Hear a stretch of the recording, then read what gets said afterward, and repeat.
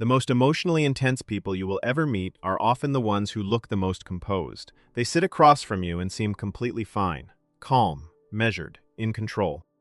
You would never guess that underneath that surface, something is running at full volume. Smart people are often the heaviest feelers. They just learned very early that showing it was a problem. So they built something over it, neat, invisible, impossible to see from the outside. What you are about to hear explains how that happened, why it made sense at the time, and what it has quietly cost them since. If you have ever been called calm by people who had no idea what was actually going on inside you, this one is going to feel very specific. It begins with something that was happening long before the hiding became a habit. High intelligence and emotional intensity are not separate things. They come from the same place. The brain that processes information more deeply also processes emotional information more deeply.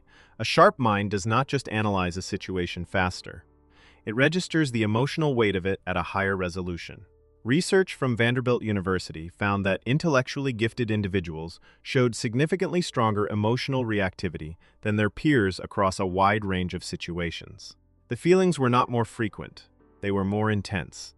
A disappointment that registers as mild discomfort for most people can sit as genuine grief for someone whose emotional processing runs this deep. So the starting point is not a quirk or a flaw. It is biology. A more powerful processor feels more. That has always been the deal. The same wiring that makes someone think sharper makes them feel harder. You cannot have one without the other. But feeling that much in a world that does not always make room for it created a problem that needed solving. Most smart people received a very clear message growing up, usually not spoken directly, delivered through what got rewarded and what got ignored. The thinking was rewarded, the grades, the problem solving, the quick answers. The feeling was not. The sensitivity was called overreacting. The emotional response to something small was called dramatic. The tears that came too easily were something to be managed, not understood. So a calculation was made, quietly, without the child even realizing it. Keep the mind visible, keep the emotions out of sight. The mind earns approval, the emotions earn discomfort. Psychologist Alice Miller spent decades documenting this pattern in gifted children. She found that children with high ability were frequently conditioned to prioritize intellectual performance over emotional expression, not through cruelty, but through the consistent, subtle message that one was more valued than the other. The hiding began there, long before adulthood. A child who learns that their feelings make people uncomfortable does not stop feeling, they just stop showing. And what started as a childhood adaptation became something far more fixed over time. By adulthood, the management of emotion is so practiced it barely feels like effort. It is just how things work. Someone says something that lands hard. The face stays even, the voice stays steady. The conversation continues as if nothing shifted.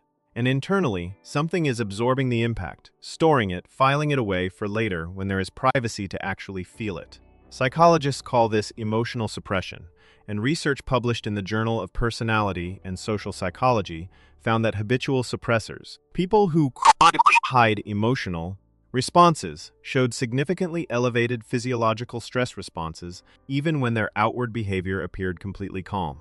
The body keeps the score even when the face does not. The armor works. It keeps things looking stable, but it is not free. Every suppression costs something. And the bill arrives later, in physical tension, in exhaustion that has no obvious cause, in the strange flatness that follows days where everything looked completely fine. Appearing calm and being calm are two entirely different experiences. Smart people often live in the gap between them, but there is more driving this than old childhood habit. The intelligence itself plays a direct role. Smart people have a specific tool that most people do not have in the same way. When an emotion arrives, they can think about it instead of feeling it. Analyze it, name it, place it in a framework, explain why it makes sense given the circumstances. And in doing all of that, create just enough distance from it that it stops being an immediate experience and becomes an intellectual object instead. This is not always a bad thing. It can be genuinely useful. But when it becomes the default response to every difficult feeling, it stops being a tool and starts being an avoidance strategy. Researcher James Gross at Stanford studied emotion regulation for decades. He found that cognitive reappraisal, using thought to reframe emotional experience, works well in moderation. But people who rely on it exclusively, who never allow themselves to simply feel without the layer of analysis, show higher rates of emotional disconnection over time. The thinking gets sharper. The feeling gets harder to reach. When the mind is always the first responder to emotion, the emotion itself never fully arrives. And something that never fully arrives never fully leaves either. There is a social dimension to this that makes the whole thing significantly harder to escape. Smart people are often acutely aware of how they are being perceived. They read rooms well. They notice reactions quickly. And they have usually learned, through experience, what happens when they let too much out. People get uncomfortable. The conversation shifts. The dynamic changes. They become the sensitive one, the intense one, the one who feels things a bit too strongly for the setting. So they calibrate, constantly. They monitor how much they are expressing and pull back before they cross the line that makes other people adjust their posture.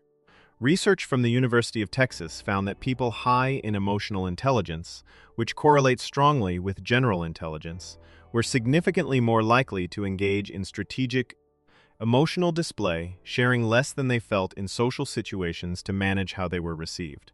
It was not dishonesty, it was a learned form of social self-protection. The result is a person who is almost never fully seen. They share what is acceptable and hold back what is real.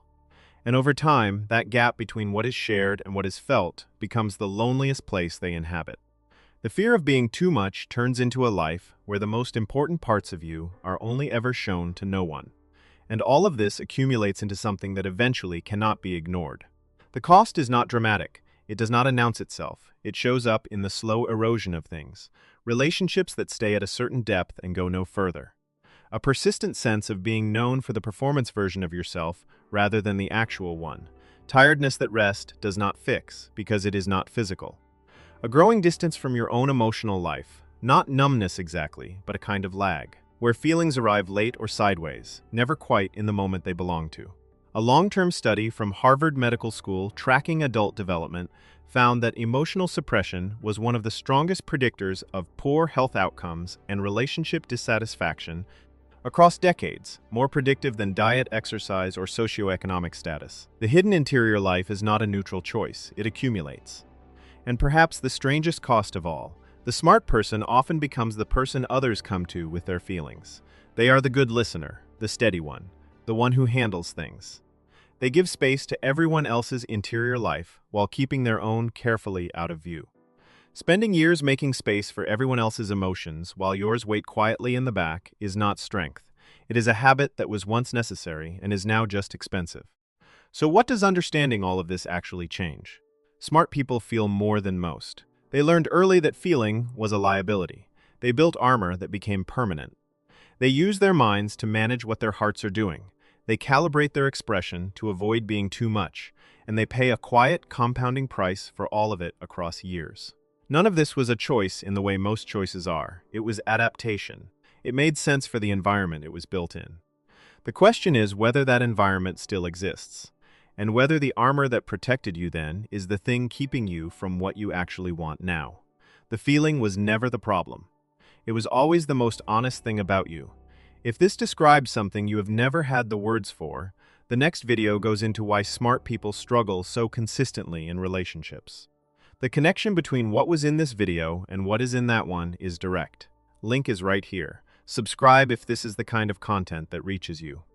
And consider letting something through today that you would normally hold back.